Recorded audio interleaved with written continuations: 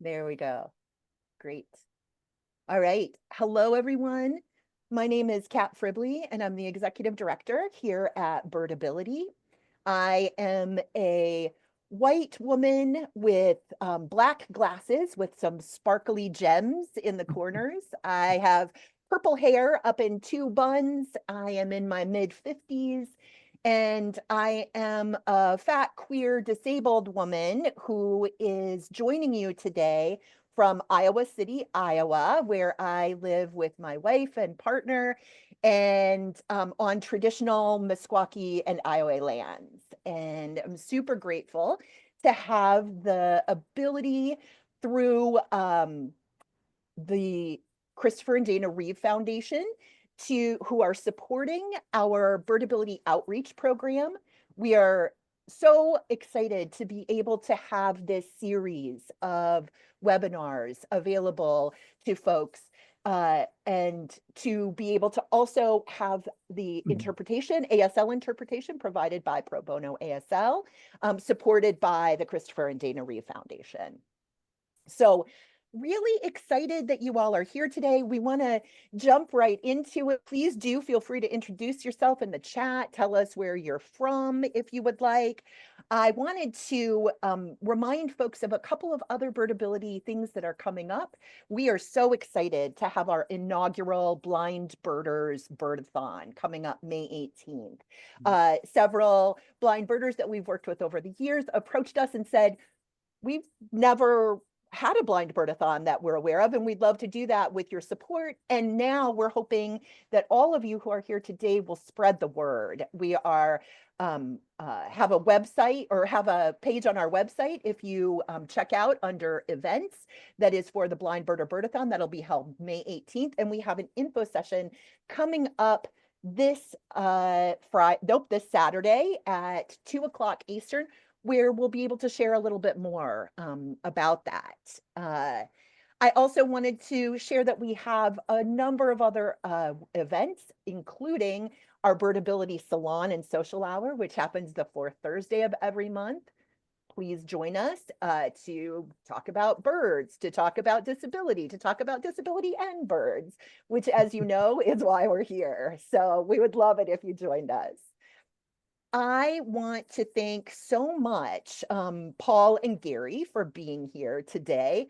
This webinar series has been such an incredible opportunity for us to hear from captains across the country about their worlds, their lives, and their expertise. And we are going to have the opportunity today to chat with Paul and Gary about adaptive equipment.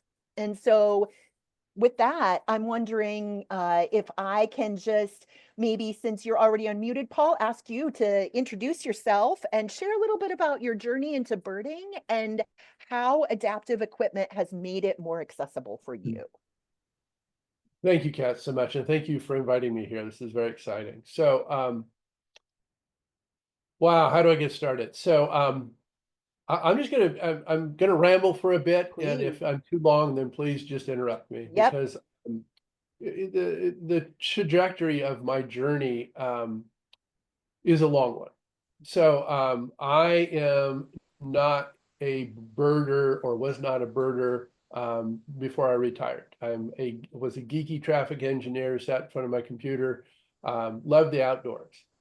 I got invited to a Birds of Winter class. And I live with a slowly progressive form of neuromuscular dystrophy, and I've known since I've been 16. So it affects the entire body, certain muscles more overall. So I was fully ambulatory up until my 50s, and then I slowly started to have issues with mobility. But when I retired, I retired specifically because I thought my body was going to, great, you're retired, it's going to get better. Well, it didn't. It just said, oh, good, I don't have to work as hard. But so I was still ambulatory. I took the course and we went out to a field trip, and I went to raise my binoculars up and I couldn't raise them to my eyes. And so it was very surprising to me, because I thought, because it's a slowly progressive, Yep. And so each year I'm able to do less. Mhm. And I think it was my German background that I would find a way to put the binoculars to my eyes. So I did. I found that you can mount a pair of binoculars on a monopod. But then I had to find, I'm 6'3", so I had to find a very tall monopod. And I did. And I had to find even a monopod that was tall enough because, and we can get into this later, but when you're looking at birds with a device that looks directly through the device, like a pair of binoculars or a scope that's straight, you need to, I'm going to switch here. I'm sorry, I just added a spotlight. I forgot to do this at the beginning. Apologies to everyone. In order for the ASL interpreter to be best seen and for folks who use lip reading to be able to see your lips and There we anyone go. else who is speaking, I There we go. just I just fixed my problem and my mistake and spotlighted those of us who are presenting as well as the ASL Well, interpreter. it can't. So all of a sudden I see my big ugly face and I'm like, it just froze me in my spot. So when you are using a pair of optics and you're looking up, so let's say a bird is 45 degrees and it's up in a tree, your obviously your end of your binoculars are in your eyes, right? But the uh, uh, focusing knob is a little bit above that. Yep. Well, even though that I could support my binoculars from in front of me, I couldn't get my arm up there to focus them. So that then started me down the journey of making electronic aspects of optical equipment. Okay, so fast forward from there. Then I realized that, and I really want to get into this in terms of those that are listening, there is no one specific solution. And there's a lot of different components to it. It's like that long calculus problem you had in calculus where there's 16 variables. And that's kind of, what I will keep coming back to is that aspect. But for my journey and my poor wife, so the boxes from China started to show up. She's like, what is that? Well, that's electronic this and it's electronic that. And then she's, now what are you doing? Well, I'm going to put a power wheel on my walker because I got to get there faster. Now what are you doing? I'm building a little wheelchair. And now what are you doing? I'm building a big wheelchair. Until she finally stopped me and she said, Paul, I'm done with the boxes on the front porch. And two, you're going to kill yourself with that big wheelchair you just made.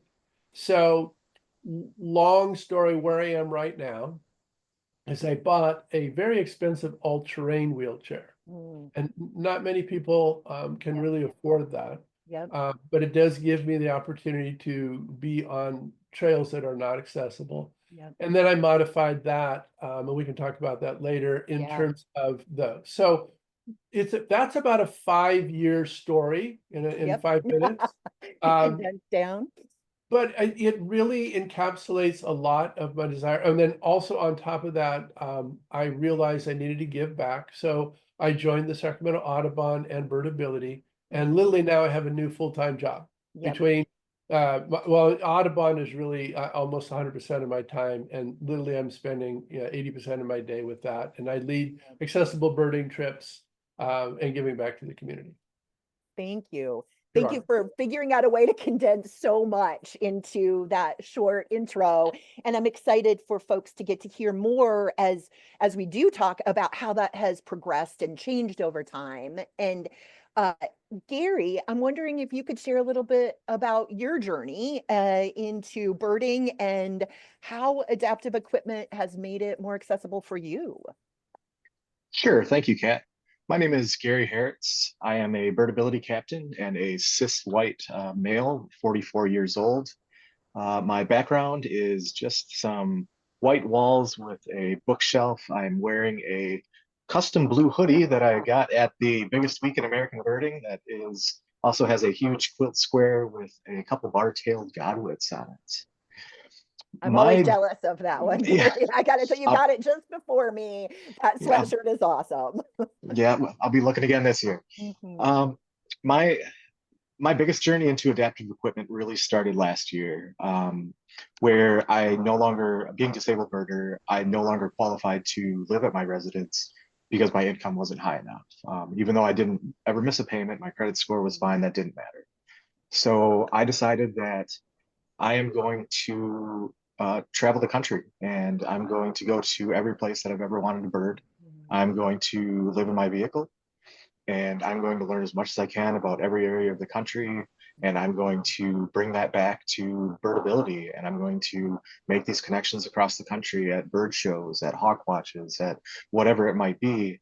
And being a cis white male, I'm allowed to go into some of these spaces that may be traditionally more unsafe for people who do not look like me.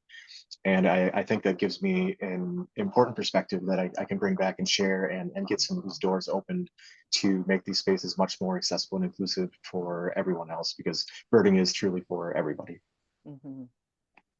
Agreed.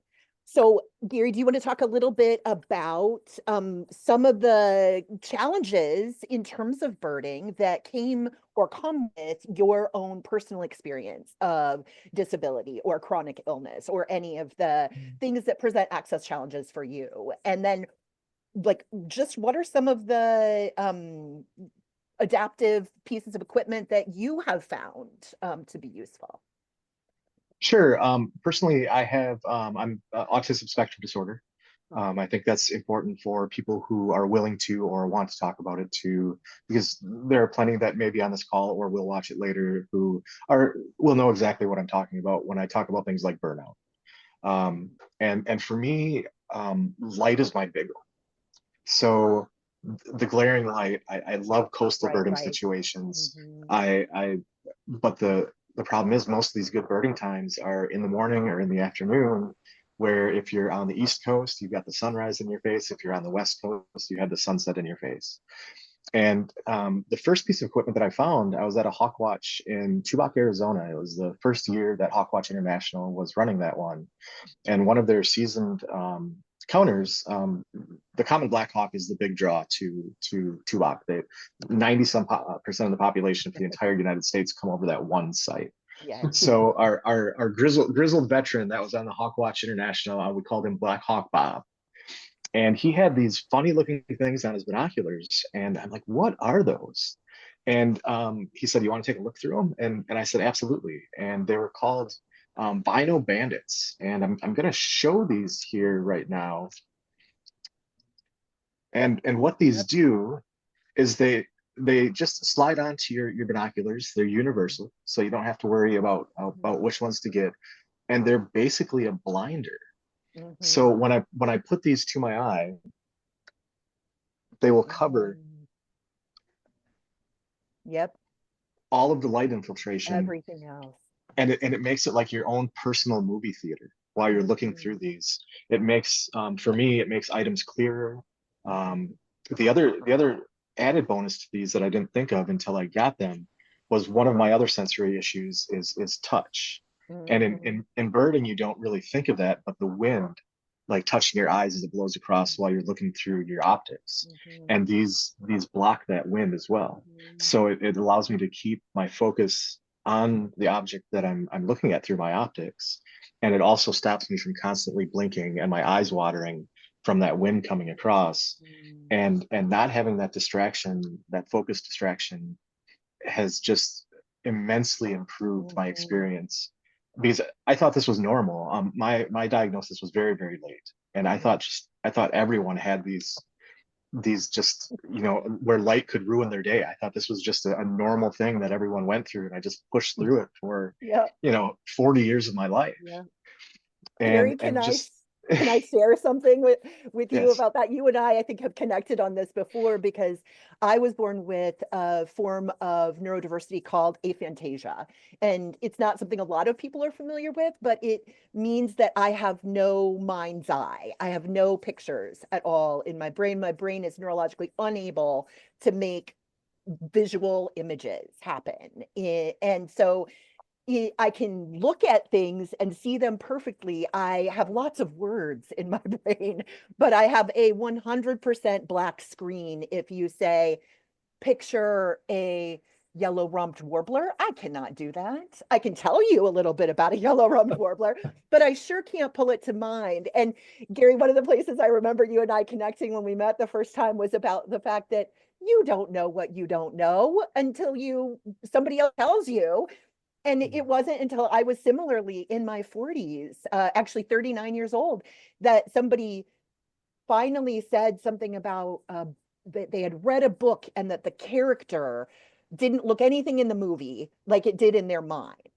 And that was the very first time I realized that when people said things like picture this or imagine yourself in a meadow, that wasn't just a turn of phrase, that actually was something other people could do, that they could literally see images in their heads. And so it just is I appreciate so much your perspective on this. Like, we get by, right? We think we're normal. We don't know that what is happening in our own brains is actually significantly different than what is happening for other folks.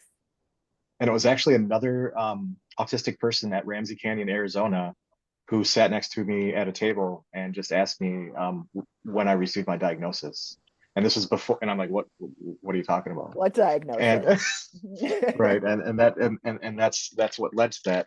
And I'd also like to point out, for people who use monoculars and also scopes, they do make a single version called a spot bandit. Oh yeah. Yeah. Because I believe you're a monocular user. Yes. Yes. Yes. I always have, this is my just inside the house monocular for when I see birds in the yard. My usual one is a Knox, actually, monocular. And I'll just share a little bit about why that's adaptive equipment to me is because, well, a number of things. Number one, I'm a trauma survivor. I'm somebody who experienced childhood sexual abuse, and as such was diagnosed when I was 18 years old for the first time with PTSD.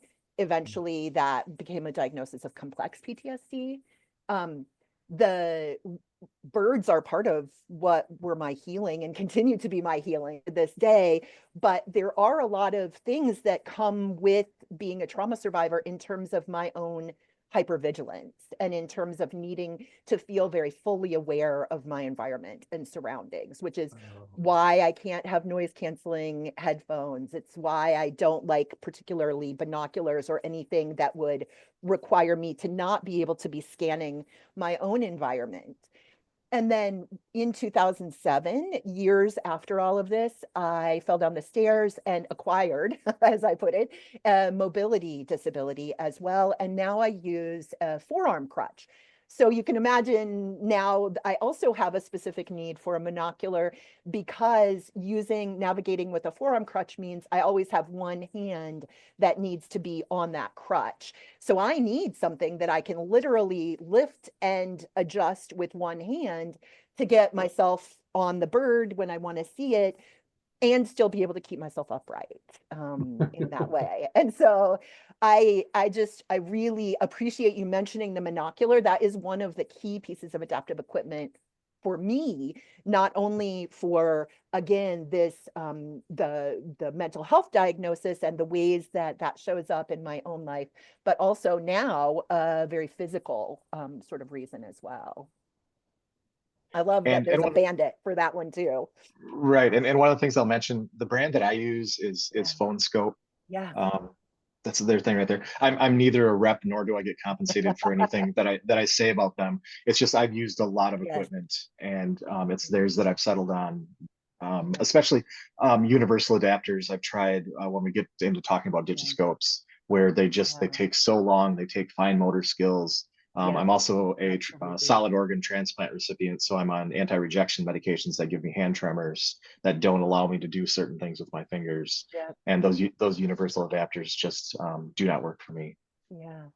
One of the things I want to just pause and point out for folks as we continue is the theme of the fact that many folks with disabilities have disabilities that are invisible to you, to the world, right? And so I want to just always ground us in the fact that while there are visible disabilities, there are also a number of invisible disabilities that mean that folks may be seeking out adaptive equipment or looking for adaptive equipment that's going to help them bird. And Gary, I love um, the phone scope, bandits. We're going to talk later about digiscoping and how that is a part of the adaptive equipment setup that you have or that you use. Paul, I'm really curious to come back to you. Somebody in the comments asked that said they were really curious about, like, so how did you end up solving it for the long haul? Your binoculars sort of situation. And I'm thinking this is a good place to ask you a little bit about your sort of journey into building, right, for yourself and others, and what you're using now. What has that progressed to? Okay. And I do have to say, and it's a very interesting thing. I do not participate as much in a more inclusive environment. So I will say I'm a cis white male, wearing a plaid shirt. I'm in my 60s. I've got a kind of a big head with protruding ears. And actually, I think about it. If I had a little bit of trauma in my school years, it was my big ears. So I became big ear and bullied in very creative ways. I do have to say there were some very creative, very mean kids when I was a child. May we hope that they put that to use as creative writers or something, Exactly, later, right? exactly. That benefited the world. Exactly. Yeah. Oof. Exactly. So so let me preface this with the journey of an adaptive journey is a journey. Mhm. And so my adaptive journey, and I'm an overthinker. My wife likes to call me, the Carl Sagan billions and billions. I like to dissect things and think of things. And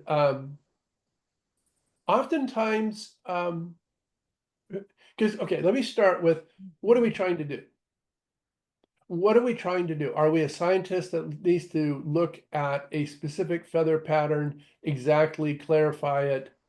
Or are we are we an individual that wants to appreciate the environment of birds? And everybody is different. Mhm. Everybody is different. And the way they enjoy that is different. So some people might not even need optics. Mhm. Some people can't use optics. Mhm. So, we're talking about a sensory aspect that some people don't have the ability to have that sensory aspect. Absolutely. So they have the needs of possibly auditory, and something I'm not involved with because I still have my my vision. So my adaptive journey is primarily optics and mobility. Those are the two things that I'm challenged with. I'm not challenged with neurodiversity. I'm not challenged with being ostracized in society. I'm a cis white male, and like Gary said, I could walk into any environment and I'd be accepted. So, and it's important to talk about adaptive birding in all of those different ways, because You bet. it isn't just optic. It isn't just, it's accessibility to the environment. Okay. Yes. And then the other aspect is birding is an extreme sport. Both sides of things, right? You go out there and you Yeah. have 1 second to see a bird if you want to see them with your optics. And that means you have to be able to get your optics on the bird, focus it, and everything else.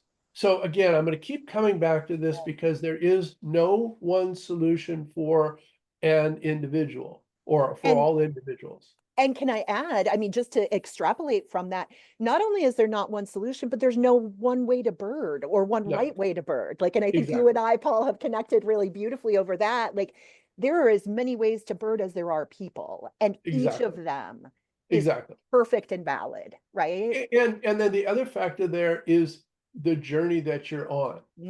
So right now I've got about 5 years into being a birder, which means that I have a focus to go out and look at a bird. And what I have required for myself in terms of my adaptive equipment with mobility and optics is changed during that journey. Yeah. Okay, so if we have individuals on here that are brand new birders, you might find that you have a real desire to see a bird through a pair of optics. Mhm. But as you spend 5 to 10 years, maybe it's more of your ability to go out and maybe you don't even need optics. Maybe the optics only come to the point where, hey, I don't know what that bird is. I better Mhm. get my optics up. Mhm. So everybody's different. Yeah. So in terms of what happened with me with the binoculars, and this is all in my website, so I don't have to have any props. And the reason I created the website is so that people can go there. So I went full tilt in the beginning because I really wanted the ability to see the birds with my optics, and I was not in a wheelchair at the time, so the only way that I could support my binoculars was on a monopod. And Mhm. then when I couldn't focus them, I created a custom focusing device.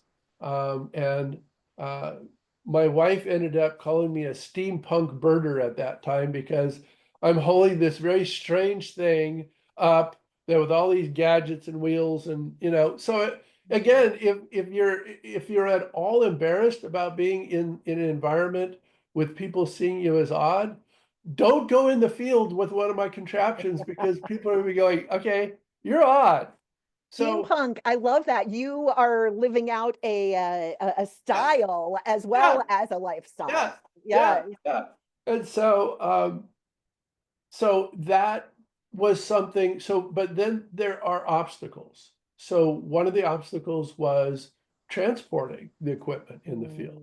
Mhm. And then using it. And then, so for me, I couldn't stand for that long.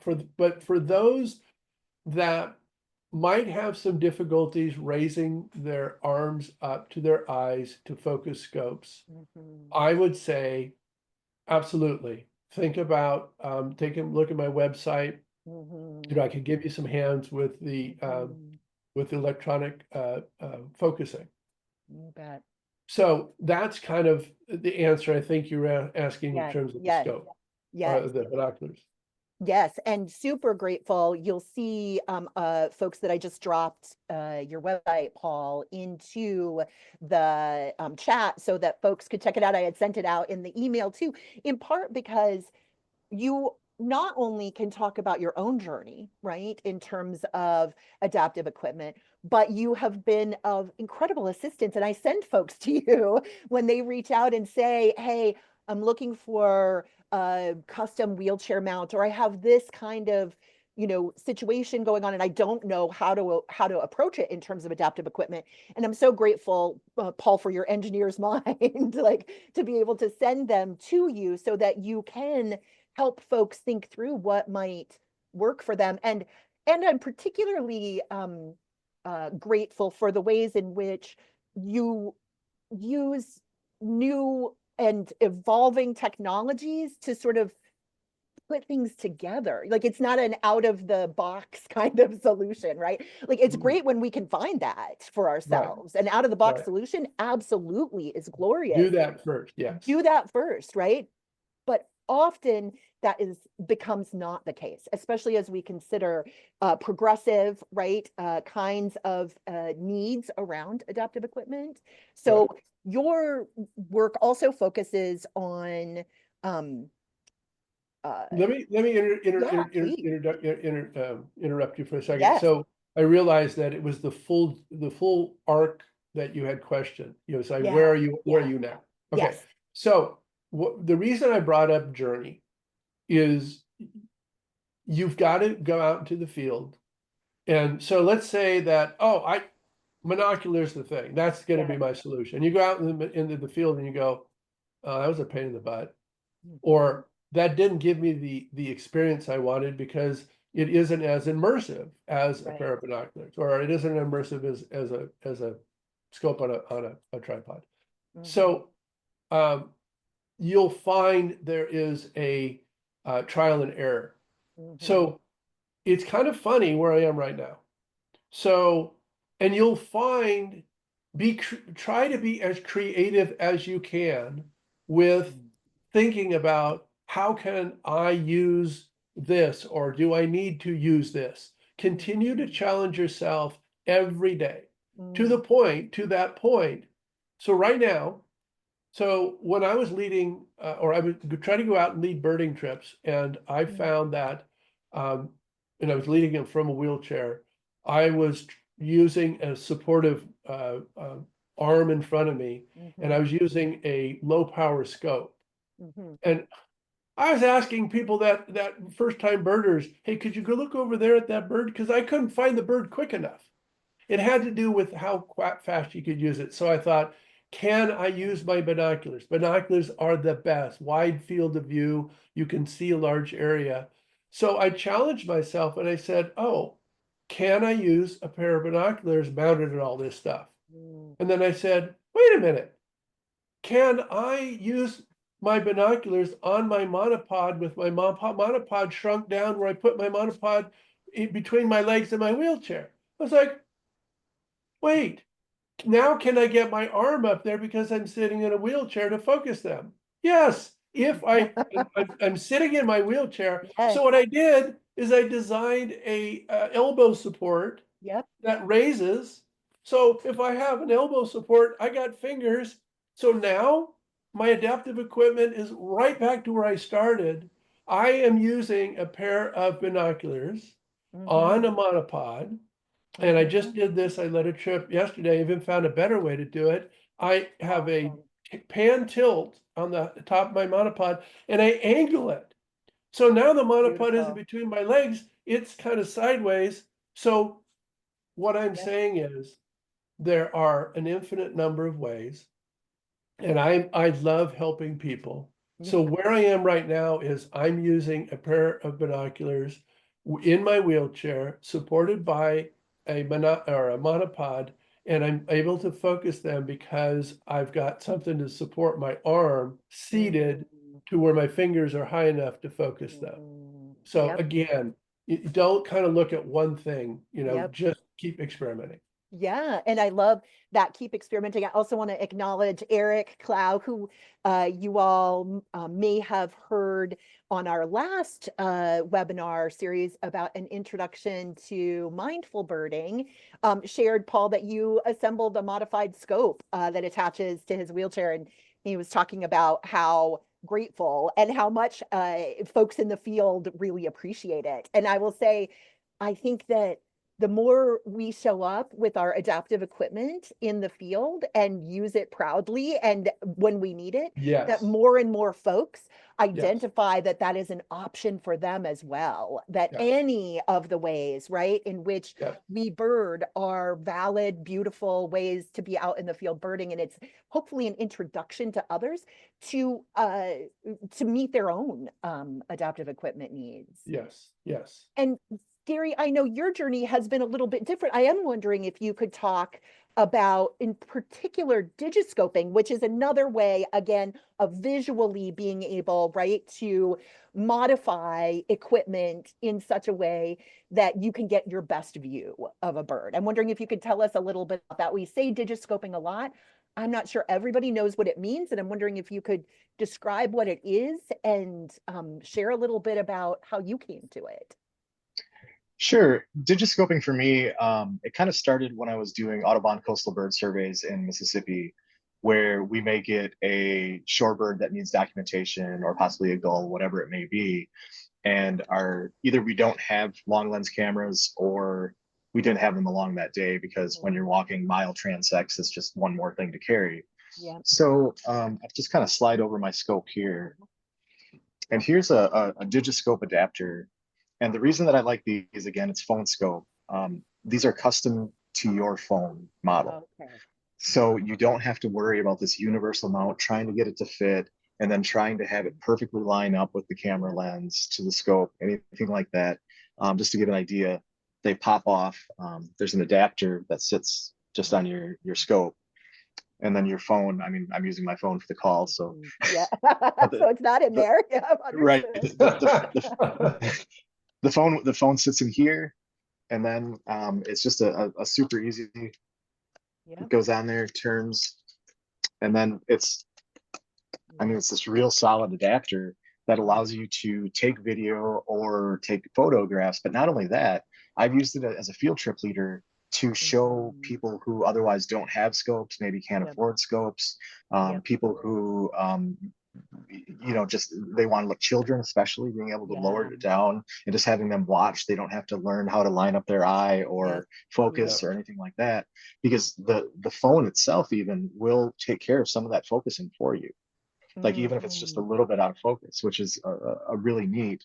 One of the other things for me is having those hand tremors. I never know when they're going to come in. Yep.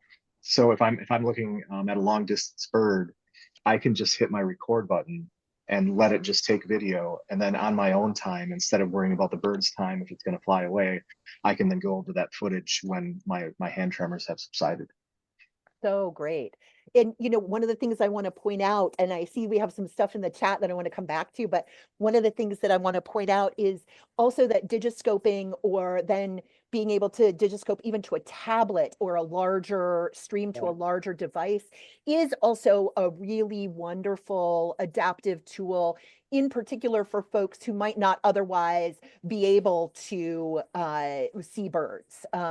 One of the things that that I'm so excited about, and that the Christopher and Dana Reeve Foundation is supporting, is our Birdability outreach program. And that is the program writ large is to introduce folks with disabilities who maybe are not familiar with birding or wouldn't think that it was something that was available to them. And so we are able to support the purchase. We're able to install and work with folks to get that kind of equipment at congregate living facilities like rehab hospitals or independent living centers or other places where it will make a real difference. And that kind of digiscoping, Gary, that you're talking about has been really helpful, especially when there are folks who maybe can't get outside yet, and they're able to watch the birds inside from somebody who is scoping it just outside, which has been just a terrific tool in terms of adaptive birding equipment. Yeah, and So even to go one step further, you can do this live on social media. I could be streaming right now on Zoom Yeah, with my phone. I could be right. anywhere. And to answer quickly Libby's question in the chat, this is done by phone scope again. Yeah, There are some other companies that do it. These were the first ones that I found, and they worked for me, so I've stuck with them. yeah, great. Paul, you were going yeah, to say something. yeah, Gary, that, and I've played with all different, and you're right, some adapters are completely useless, other ones are amazing. Some are kind of expensive if you want to Yeah. get the ones that, and but they've come down in price. And um, so one of the things that I found difficult with digiscoping was um, you know, it wasn't to me that amazing experience looking at the smaller Mm. screen. So I Mm-hmm. said, well, can I improve this? So Yep. what I've been playing with, and it's actually been really cool and really fun, is and it's just I have a lot of different cameras, but the camera I had at the time was not that expensive. It was $500 to $800, and it was a super zoom camera, and it had the ability to connect to an iPad.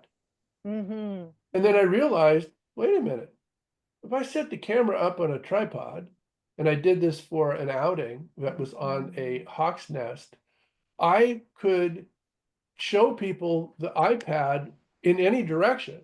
Yep. I could have kids coming next to me. I could Yes. say, okay, see the bird?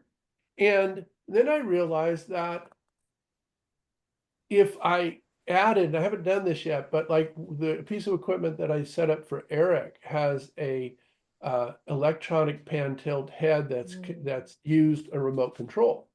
Oh, So think yeah. about it.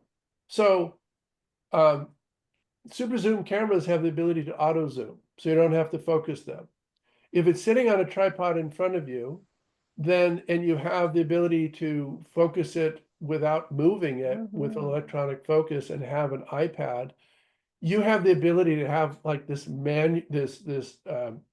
autonomous instrument Yes. that's able to look around and focus automatically. Mhm. And so it isn't that expensive, but Yep.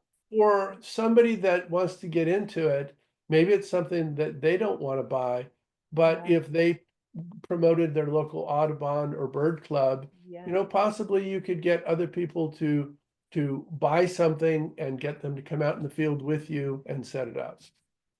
I want to take this opportunity to mention equipment closets, because I think it's an important sort of conversation when we're talking about adaptive equipment, because often the expense of adaptive equipment can be too much for an individual or can be Right. overwhelming, depending. Right. And so I just want to name that, there are so many places, nature centers, state and national parks, local parks, that are working, and Audubon chapters and other ornithological societies that are working to create shared opportunities, right, for folks. I know our local Iowa Ornithologists Union now has scopes that you can borrow because they recognize there are many folks for whom a scope is outside of their budget reach. And Right. so similarly with adaptive equipment, we have some really great ideas and have actually been working with a terrific one of our Birdability captains to put together a list that I'm going to be able to share very soon about kits for outings that people may want to invest in. So some of them are things that are a little bit more expensive. Some of them are things that really just having them could make the experience such a better one for a birder with a disability. And so they include things like extra sunglasses. You all, sometimes the light, right, that you were mentioning, Gary, just having extra sunglasses for folks who forgot them. Fidget toys, certainly, earplugs, loops or other sound dampening equipment can be really useful to people. I did an interview just recently with a woman named Alex who leads walks and outings for the New York City Bird Alliance that are accessible. And one of her favorite tools for folks is also plush birds that make bird sounds, right? It's a way, something to hold, it's a tactile thing, but it also does have that audio component to it of the bird song. Braille bird guides are things that are fairly easy now to get. Like all of these are a range of cost and can be such a meaningful thing for somebody who is leading a trip or who is investing in adaptive equipment to bring with them. And Mark, in the chat, we have Mark who says, "Hi, everyone. I'm a blind birder in Northern Nevada. We lead audible bird walks 2 or 3 times a year. And is there any new or old equipment that can add ID or help even more than Merlin ID, either photo recognition or enhanced audio devices?" I don't know if anybody on this call has something to share, Mark, but one thing I would love to invite you to do is to check out the Blind Birder Birdathon page. We're going to have actually this Saturday, March 15th, an informational session with 3 incredible blind birders who focus entirely on birdsong, including Jerry Barrier, Martha Steele, and Donna Possant. And each of them are going to share some of the resources and tools that they use in an effort to try to create even more community around birding by ear for folks who are blind or low vision. So Mark, if you're interested, please reach out. I would love to get you the Zoom link so that you could join us and or send it to you afterwards, because I know they are going to talk about some of the tools that they recommend for blind birders out in the field for the Birdathon in particular. But that is, of course, something that could be used anytime as well. So I just wanted to mention that. And I think that also brings something up, which is that there are pieces of adaptive equipment that you all are talking about that are designed to be adaptive equipment. But Gary, I know you and I were talking recently, and I wanted to also name, there is equipment out there that actually is designed for an entirely different thing that ends up being adaptive equipment. And I will just share that, we have our wonderful partnership with the Environment for the Americas with interns at national parks. One of those interns was a deaf intern who talked about using Merlin to be able to listen for the birds around and then know what to look for, right? Yeah. So Merlin became an adaptive tool in that moment for her and for the group of deaf birders who were with her at that tour. And certainly Merlin is a very specific kind of thing, but people don't automatically think of that as adaptive equipment, and yet it is. Gary, I know you had mentioned something similar. Would you just share something that you were like, this is not actually made for this, but darn, it really works, right? For Yeah, adaptive birding. and one of the things that I kind of want to quickly bring up is trying to find adaptive equipment. Don't limit yourself to the bird world. Yes. Especially the different factions of the outdoor world, from fishing to hunting to photography. A lot of those have been in place for so long, and there's so many things that overlap that they don't even see as being adaptive. Right? Like every item that's made rarely is its intended purpose its only purpose. Yeah. And when we're talking about mounts for windows, when we're talking about some hearing protection that allows sound in until it gets to too many decibels, when we're talking about things to stop reflection, fishermen, people who fish, like they're on the water, they need that kind of gear, and they have some of the best gear for the least prices because they don't see it as being adaptive. The second that something is billed as being adaptive gear, it seems like the price goes up on it. Yeah. So definitely don't limit yourself to that, and they've been doing it for so much longer, and it's so much more refined. There's no right way to make your time in the outdoors more comfortable. Just wherever you get that equipment from, regardless of what you think of Yes. hunting or fishing or photography. And even in photography, I mean, you're talking about there's only like really two sizes of screws when you're trying to customize something. You're in the hunting gear, you're talking about like two different types of rails for mounting things. Where this is like Legos, people. This is like you can put these systems together with very, very little things. You can buy just like packages of this stuff and build whatever you want to build for mounting rails or whatever you can come up with. I mean, the imagination is the limit. I love that. Well, and on that point, Gary, I came across what they called the Adult Erector Set Company, and it's called 8020.com. And you'll find it on my website. But talk about, being able to have anything you want. I mean, they have like 40,000 different pieces that you can build. Literally, I bet you could I built an all-terrain wheelchair with this stuff. I bet you could build a car with it. I bet you could build a boat with it. It's just amazing. So if you're looking for something, and it's not expensive in terms of the pieces that can cut pieces to certain lengths. So I recommend, if you need some type of support or adaptive or a clamp or something, take a look at my website and take a look at how I've used their material for clamping onto things that, because you're not going to find that type. There are clamps, but anyway, so take a look at the 8020. There's a lot to it. And then I was going to also say something. Oh, Kat, about the Merlin Sound ID.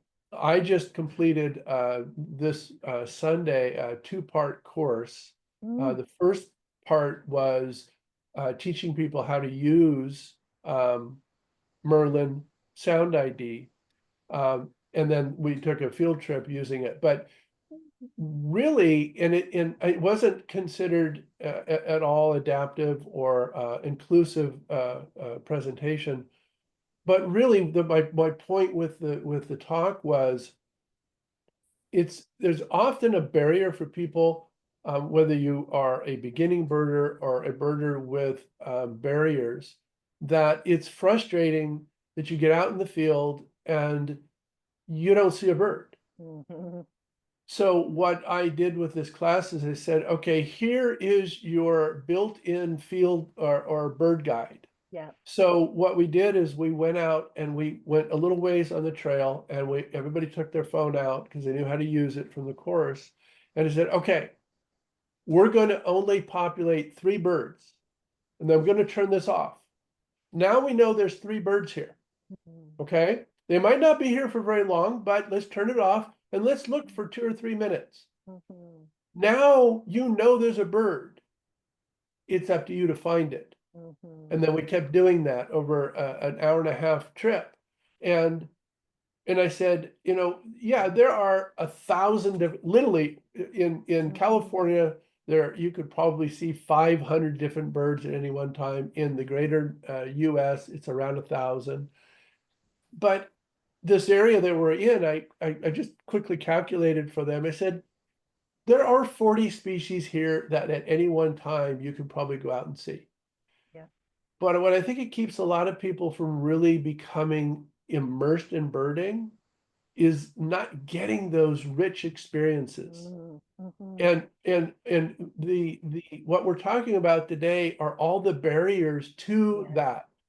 Everybody's here because they want that rich experience, and that might be through optics, that might be, but Merlin Sound ID, I think, is a huge aspect, Agreed. because then Agreed. you get out there and you go, okay, I remember, and it makes me think of, I asked somebody what high-end DSLR camera I should get, and they said, well, get this one. I said, why? And they said, because if you take bad photos with it, it's your problem, not the camera's problem. And so Interesting. same thing with the Merlin ID.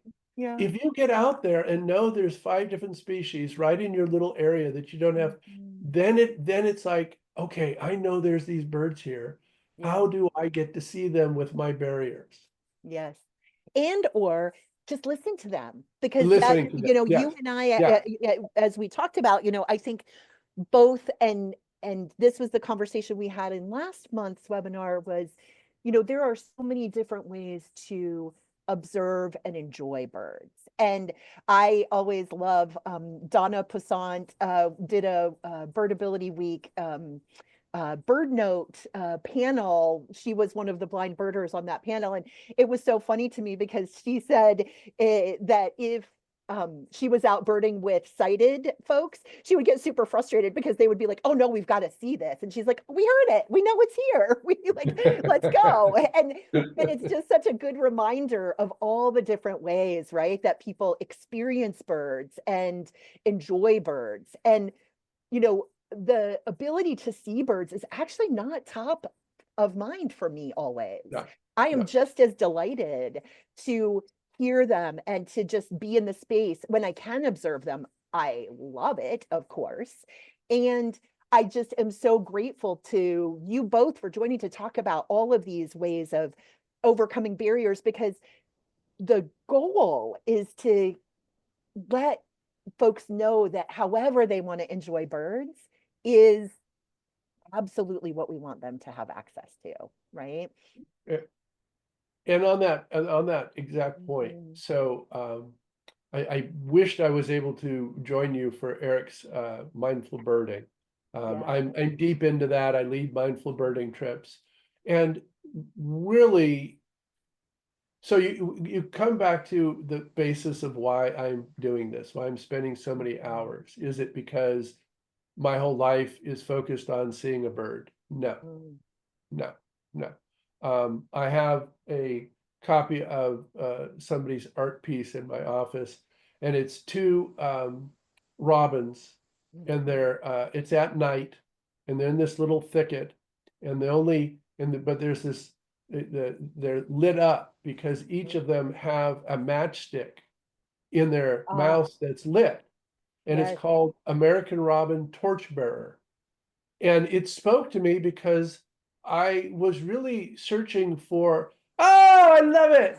This is a Where very did you get that? So I'm holding up, just sorry to interrupt you, but I was so delighted to hear you say it. I'm holding up my water bottle, which has a quail on it holding a match in its mouth as a torchbearer. And it's by an artist who does a series of bird drawings called A Mighty Fire. And actually, if you check them out, A Mighty Fire is about supporting folks who have experienced trauma, marginalization, who have like been historically and purposefully excluded from nature and other places in our culture. and she created these a mighty fire birds, and they are my absolute favorite. So when you said that, Paul, it just resonated so much. I have these Well, on that made me, everything. I have these on everything. I not only got chills, but I'm extremely emotional right now. That really touched me. Yeah, So, she's a fabulous artist. Yeah. and the reason that when I was asking myself, why am I doing this? It's for therapy. Mhm. It's for the therapeutic aspect of getting people out into nature. And if birds are the torchbearer that get us out there, so be it. Yes. So on that point, so I go out to an area. So right now it's at the tail end of where the waterfowl are starting to fly out, which is a little bit, it's bittersweet because I still get to see some of them, but my sandhills just flew out. And Yeah. but I go out there in the middle of July and August when it's 105 degrees here in Sacramento, and there's very few, if any, birds. And so these are flooded fields that were purposely flooded for the waterfowl. But I'm out there because the environment, it's one aspect of the environment. It makes me appreciate so much more when I start to see them flooded. It makes me appreciate so much more when I see the diversity of waterfowl and the thought behind the conservation aspects, and that the dragonflies are gone, and all the dead flowers are turning into green flowers. So I I recommend to visit certain areas throughout the year and experience the totality of what that area has to give to you. And it's not just the birds. I No. mean, I go out, and sometimes my wife says, "What did you see?" I said, "Well, I saw a bug and I saw a beetle and I saw, but I didn't see any birds, but it didn't matter."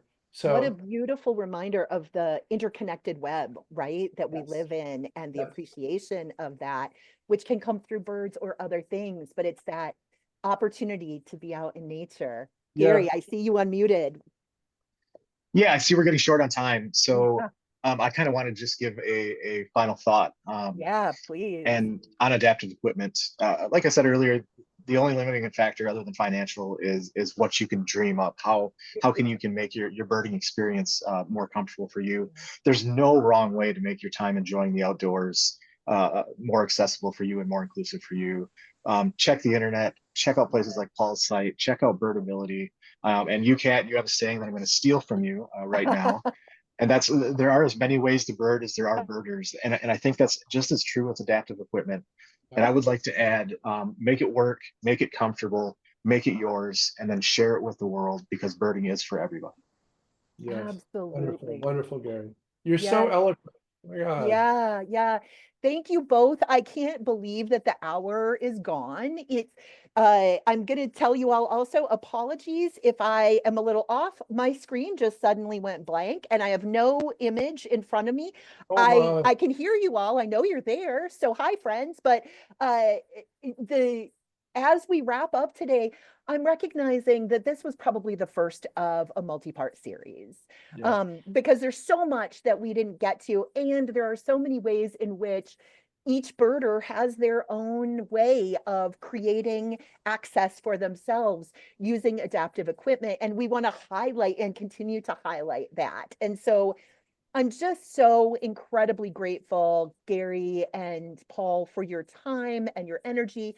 For the folks who are here, sort of taking this in, thank you for that. I saw there was a comment from Dave Lemberg in the chat. I want to just point people to that, also talks about other kinds of ways. I know Dave and I have talked about adaptive equipment and the ways that he has been able to modify and figure out how to continue moving in the world. And that really is what this is all about. And Gary, you summed it up so beautifully. So I just want to say thanks for being here, you all, and for being a part of this broader birdability community. I want to thank again Pro Bono ASL for your work here with us. And I want to thank again the Christopher and Dana Reeve Foundation for their support of the Birdability Outreach Program, which is such a key piece of helping to introduce birding to people with disabilities who may not otherwise think that this is a pastime for them. And I think we're all here to show that it really is a pastime, a joy, a healing, a therapy for absolutely anyone. So grateful for your time today, all. And I hope that you all have a wonderful rest of your week and that perhaps we'll get to be in community other places, whether that is the Blind Birder Birdathon, whether that is the Birdability Salon and Social Hour, our book club, or another of these in the webinar series. Our next is April 12th, and it is on the power of birdsong. And we are going to hear from some blind birders about birding by ear. We are going to talk about the new research that shows that birdsong can help to regulate our nervous systems. And we're going to just do a deeper dive into the audio joy of birding. So thank you all. I appreciate you being here. Paul and Gary, thanks again. To all of you, have a wonderful rest of your day and good birding, friends. Good birding. Bye-bye. Thank you, Kat. Bye all.